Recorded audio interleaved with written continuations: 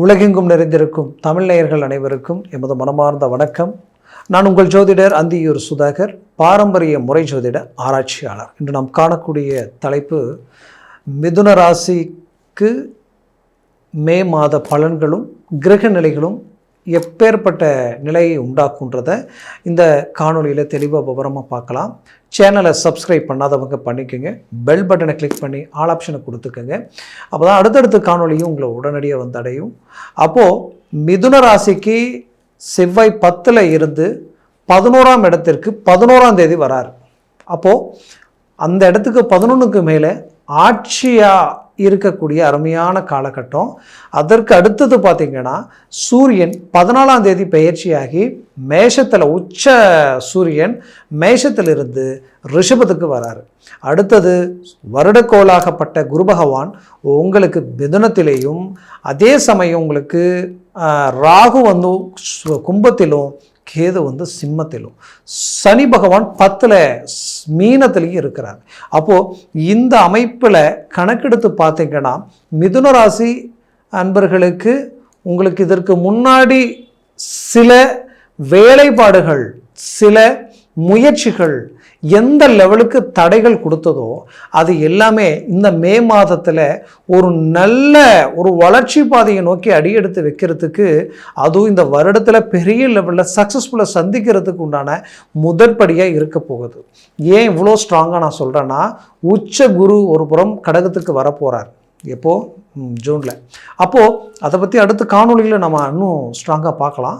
அப்போது இது ஒரு உங்களுக்கு பெரிய ஒரு பாசிட்டிவ். ஏன்னா ஜென்ம குரு ஒரு பக்கம் உங்களை வந்து பெரிய லெவலில் வச்சு எந்த லெவலுக்கு பாதிப்புகளை உண்டாக்க முடியுமோ அந்த அளவுக்கு பண்ணியாச்சு.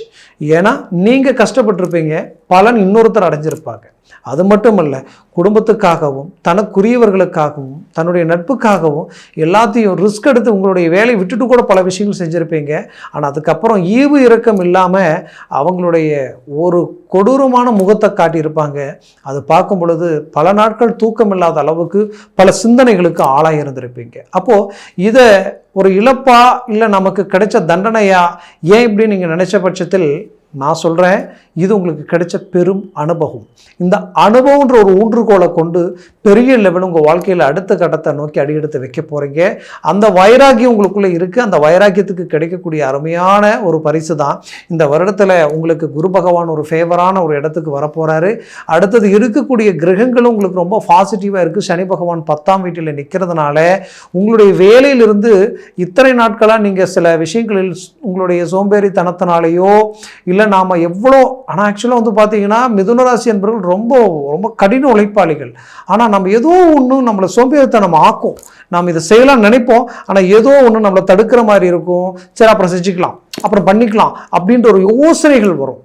அது மட்டும் இல்லை, நீங்கள் ரொம்ப ஆக்டிவாக இருக்கக்கூடியவங்க, ரொம்ப அட்வான்டேஜாக மற்றவங்க உங்களை பார்த்து வியப்படைகிற அளவுக்கு ஒன்று செய்யக்கூடியவங்க.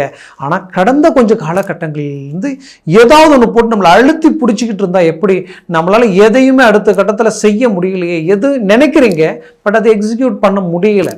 அப்போது இந்த மாதிரியே போயிட்டு இருந்தா இது என்ன நடக்கும்ன்ற ஒரு பயம் உங்களுக்குள்ள உருவாயிருக்கும். இத்தனை வருடங்களாக இல்லாத ஒரு பயத்தை நான் கடந்து வந்தேன் அப்படின்னா அது மிதுனராசி என்பவர்களுக்கு பொருந்தும்.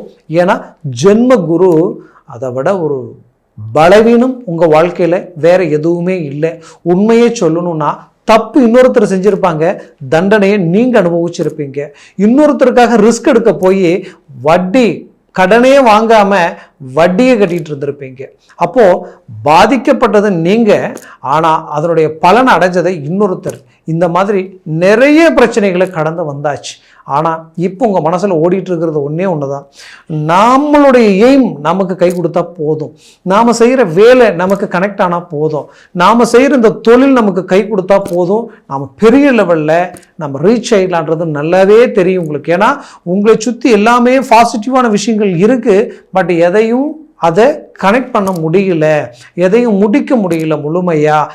எல்லாம் முக்கால்வாசி லாஸ்ட் ஃபைனல் ஸ்டேஜுக்கு வந்து கடைசி நேரத்தில் காரணமே இல்லாமல் பிரேக் ஆகி நிற்கிற நிலைமை உருவாயிடுச்சு. இது இத்தோடு நின்றுச்சான்னு பார்த்தா இது குடும்பத்தை வரைக்கும் பாதிச்சுக்கிட்டு இருக்கு. ஏன்னா ஒரு வருமான ரீதியிலையும் வரவு செலவு சம்மந்தப்பட்ட ரீதியில் ஒருத்தருக்கு பாதிப்பு வந்துருச்சுன்னா 100% இந்த டென்ஷன் ஃபுல்லும் குடும்பத்தில் போய் அது வெடிக்கும்.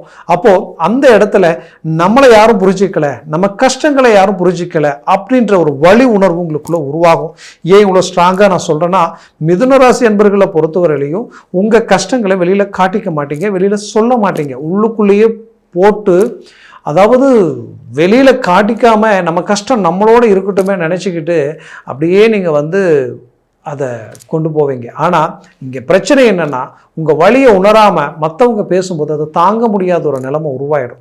இதில் என்ன ஆகிட்டு இருக்குன்னா, குடும்பத்தில் இருக்கக்கூடியவங்க உங்களுடைய பேச்சை மீறி சில முடிவுகள் எடுக்கிறதும், பிள்ளைகள் அவங்க உங்களுடைய கண்ட்ரோலை தாண்டி அவங்க ஒரு ஸ்டெப் எடுத்து வைக்கிறதும், இது அவங்களுடைய நேமையும் டேமேஜ் ஆக்கும், உங்களுடைய இத்தனை வருஷம் வாழ்க்கையும் பலவீனமாக்கிடும். அப்போ இந்த பிரச்சனைகளில் இருந்து மீண்டு வெளியில் வர முடியுமா, இதை சரி செய்ய முடியுமா, அவங்க நம்ம கண்ட்ரோலில் நிற்பாங்களான்ற ஒரு பயம் உங்களுக்குள்ளே இருந்திருக்கும். கண்டிப்பாக சொல்கிறேன், இந்த காலகட்டங்களில் அதிலிருந்து மீண்டு வெளியில் வரத்துக்கு உண்டான அற்புதமான நிலை உண்டாகிடும். அதே சமயம் உங்கள் வீட்டை விட்டு பிரிஞ்சு போன அந்த குடும்பத்தினுடைய உங்களுடைய பிள்ளைகளுடைய அந்த தாக்கம் மீண்டும் உங்களை அடையிறதுக்கு உண்டான ஒரு காலமாக இது மாறப்போகுது. இதில் குறிப்பாக சொல்லணும்னா, கடந்த காலகட்டங்களில் பார்த்து செய்த திருமணம் அது இன்றைக்கி டைவர்ஸ் வரைக்கும் போகக்கூடிய நிலைமை உருவாயிடுச்சேன்ற ஒரு மன வழி வேதனை உங்களுக்குள்ளே இருக்கும். அந்த பிரச்சனைகள் கூட சரி செய்கிறதுக்கு உண்டான ஒரு காலமாக இது மாறப்போகுது. ஏன்னா சூரிய பகவான் உங்களுடைய 11ஆம் பாவத்தில் 14ஆம் தேதி வரைக்கும் இருப்பார். அந்த இடத்துல இருக்கும்போது செவ்வாயோட இணையறதுக்கு உண்டான ஒரு காலம். அப்போது ஒரு பக்கம் உச்ச சூரியன், மறுபக்கம் அதே வீட்டில் ஆட்சி பெற்ற செவ்வாய், இது லாபஸ்தானத்தில் உருவாக போகுது. நீண்ட நாள் கடன் பிரச்சனை தீரப்போகுது. நீண்ட நாளாக நமக்கு எதிரில் நின்று பேச தகுதி இல்லாதவங்க கூட நம்மளை விமர்சனம் பண்ணக்கூடிய நிலம் உருவாயிடுச்சு என்ற வழி வேதனையில் இருக்கக்கூடியவங்க அந்த பிரச்சனை அழகாக வெளியில் ஒரு பெரிய லெவலில் சக்ஸஸ்ஃபுல் உண்டாக்குறீங்க. தொழில் ரீதியில் நீங்கள் போட்ட இன்வெஸ்ட்மெண்ட் எல்லாமே உங்களுக்கு கை கொடுக்க போகுது. ஏற்கனவே சில ஆர்டரை நம்பி விரிவுபடுத்திய தொழில் ரீதியில் சில நெருக்கடிகளுக்கு ஆளாயிருப்பீங்க. அதை மீண்டும் நீங்கள் சக்ஸஸ்ஃபுல் அடைய போகிறீங்க. நிறைய ஆர்டர் உங்களுக்கு கிடைக்க போகுது. பெரிய லெவலில் ஒரு செல்வாக்கு அடையிறதுக்கு உண்டான காலகட்டங்களாக இந்த வருடம் உங்களுக்கு மாறப்போகுது. அதற்கு முதல் படி இந்த மே மாதமாக இருக்க போகுது. குரு பயிற்சி பெரிய லெவலில் உங்களுக்கு கை கொடுக்க போகுது. அப்போது இது எல்லாமே ஒரு புறத்தில் இருக்கும் பொழுது உங்களுக்கு ஆரோக்கிய சம்மந்தப்பட்ட பிரச்சனைகளிலிருந்து விடுபட முடியுமா நினைச்சவங்களுக்கு கண்டிப்பாக சொல்கிறேன், இந்த காலகட்டங்களில் ஆரோக்கிய பிரச்சனைகள் உங்களுக்கு கை கொடுக்க போகுது. அதுலேயும் பார்த்தீங்கன்னா இன்னும் சிலரது வாழ்க்கையில், அதாவது கல்வி சம்மந்தப்பட்ட ரீதியில் கஷ்டப்பட்டு படித்து ஒரு நல்ல வேலைக்கு போகிற நேரத்தில் வேலை கிடைக்கலையே, ஒரு அரசு உத்தியோகம் கை கொடுக்கலையேன்ற ஒரு வருத்தம் உங்களுக்குள்ளே இருக்கும். கண்டிப்பாக இப்போ மூவ் பண்ணுங்க. அதெல்லாம் கை கொடுக்கறதுக்கு நான் அருமையான காலம். கஷ்டப்பட்டு பரீட்சை எழுதி நாம் ஒரு அரை மார்க் 1 மார்க்கில் மிஸ் பண்ணிட்டோமேன்ற ஒரு வருத்தம் உங்களுக்குள்ளே இருந்திருக்கும். கண்டிப்பாக இப்போ மூவ் பண்ணுங்க. அது 100% சக்ஸஸ்ஃபுல்லான ஒரு ரிசல்ட்டை நீங்கள் சந்திக்கிறதுக்குண்டான ஒரு காலமாக இது மாறப்போகுது. நம்பி இவங்க தான் நமக்கு எல்லாம், இவங்க தான் நமக்கு வேண்டியவங்க நினச்சி அவங்கள நம்பி பல விதத்தில் பணம் கொடுத்துருப்பீங்க. அவங்களுக்காக எல்லாத்தையும் நீங்கள் விட்டு கொடுத்து நம்மளால் முடிஞ்ச வரைக்கும் நல்லதை செய்யலாம் நினச்சி செய்ததுக்கு தண்டனை இன்றைக்கி அவங்க உங்களை திரும்பி கூட பார்க்காம சுயநலமாக எல்லாத்தையும் பயன்படுத்திக்கிட்டு இன்றைக்கி விலகி நிற்பாங்க. கடைசியில் பார்த்தா நீங்கள் அதற்கு வட்டி கட்டுற மாதிரி ஆயிருக்கும். இதனால் குடும்பமே பலவீனம் அடைஞ்சிருக்கும். அதனால் இந்த பிரச்சனை மாதிரி இருக்கக்கூடிய சிக்கல்களிலிருந்து விடுபடக்கூடிய ஒரு காலமாக இது இருக்க போகுது. அவங்க ஆட்டோமேட்டிக்காகவே நீங்கள் கொடுத்த பணம் உங்களை அடையிறதுக்கு உண்டான வாய்ப்புகள் பிறக்கும். இதில் மிதுன ராசி என்பவர்களுக்கு திருமண முயற்சிகள் தடையாக இருந்திருக்கும். அந்த திருமண முயற்சிகள் இதுதான் பொண்ணு இதுதான் மாப்பிள்ளைன்ற அளவுக்கு வந்தும் கூட கடைசி நேரத்தில் பிரேக் ஆகிருக்கும். அந்த பிரேக் உங்களுக்கு பெரிய லெவலில் மீண்டும் ரீஎன்ட்ரி கொடுக்க போகுது. நல்ல வளர்ச்சி அடைய போகுது. கவலைகள் வேண்டாம். இதில் குறிப்பாக சொல்லணும்னா, மிதுன ராசி என்பவர்களுக்கு ஆல்ரெடி திருமணம் நல்லா இருந்தீங்க, பட் என்னென்ன தெரியல, கொஞ்சம் காலமாக தேவையில்லாத பிரச்சனைகள் அதிகரிச்சுக்கிட்டே இருக்குது. ஒருத்தருக்கு ஒருத்தர் சலிப்பு சங்கடங்கள் இருக்குது. இன்னும் சிலர் டைவர்ஸ் வரைக்கும் போகிற அளவுக்கெல்லாம் பாதிப்புகள் கொடுத்துருந்துருக்கும். அப்போ அந்த பிரச்சனை மீண்டு வெளியில் வரதுக்கு உண்டான ஒரு நல்ல காலமாக இருக்கும்.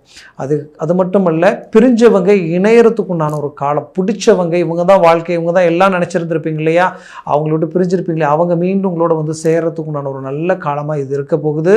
அதுவும் இந்த மே மாதத்தில் அருமையாக உங்களுக்கு என்ன நடக்க போகுதுன்னா, குறிப்பாக குடுக்கல் வாங்கல் பணப்பிரச்சனைகள் தீரத்துக்குண்டான ஒரு நல்ல காலமாக இது இருக்கும். இந்த நேரத்தில் நல்ல நட்புகள் கை கொடுக்கும். இதனால் பெரிய லெவலில் மாற்றங்கள் கிடைக்கும். அதுலேயும் குறிப்பாக உங்களுக்கு பார்த்திங்கன்னா ரொம்ப நாளாக பிள்ளை புத்திரபாகியம் இல்லையே நினச்சவங்களுக்கு இப்போ புத்திரபாகியம் கிடைக்கிறதுக்குண்டான ஒரு வாய்ப்பு அமையும். அதற்குண்டான வழிகள் பிறக்க போகுது. என கேட்டால் இந்த காலகட்டங்களில் மிதுனராசி என்பவர்கள் தொழில் ரீதியில் ஒரு நல்ல மேன்மை அடைய போகிறீங்க. வேலை ரீதியில் ஒரு நல்ல மாற்றங்கள் பிறக்க போகுது. இடமாற்றங்கள் கிடைக்க போகுது. அதே நேரத்தில் குடும்ப ரீதியில் ஒரு ஒற்றுமை உருவாகிறதுக்குண்டான நல்ல ஒரு காலகட்டமாக இருக்கும். வழக்கு கோர்ட்டு கேஸு சம்மந்தப்பட்ட பிரச்சனைகள் தீரக்கூடிய வழிகள் உங்களுக்கு உண்டாகும். மொத்தத்தில் இந்த காலகட்டங்கள் உங்களுக்குரிய காலகட்டங்கள். நான் சொன்ன பலன்கள் கோச்சார ரீதியில் சொல்லியிருக்கிறேன். ஜனன ஜாதகமும் திசா புத்தியும் சர்வாஷ்ட வர்க்க பரல்கள் பொறுத்து பலன்கள் மாறுபடும். அதனால் ஜனன ஜாதகத்தை பார்த்து எந்த ஒரு முடிவெடுங்க, அது ஆக சிறந்தது. பார்க்கணும்னு நினச்சிங்கன்னா கீழே இருக்கக்கூடிய கான்டாக்ட் நம்பருக்கு கால் பண்ணி முன்பதிவு செய்து வாட்ஸ்அப் மூலமாக உங்கள் ஜாதகத்தை அனுப்பி தெளிவாக விவரமாக கேட்டு தெரிஞ்சு அதை சார்ந்த முடிவு முயற்சிகள் எடுத்தீங்கன்னா 100% சக்ஸஸ்ஃபுல் கிடைக்கும். அது மட்டுமல்ல, உங்களது வாழ்க்கை மேன்மையாக அமையறதுக்கு என்னுடைய மனமார்ந்த வாழ்த்துக்கள். நன்றி, வணக்கம். மீண்டும் சந்திக்கலாம்.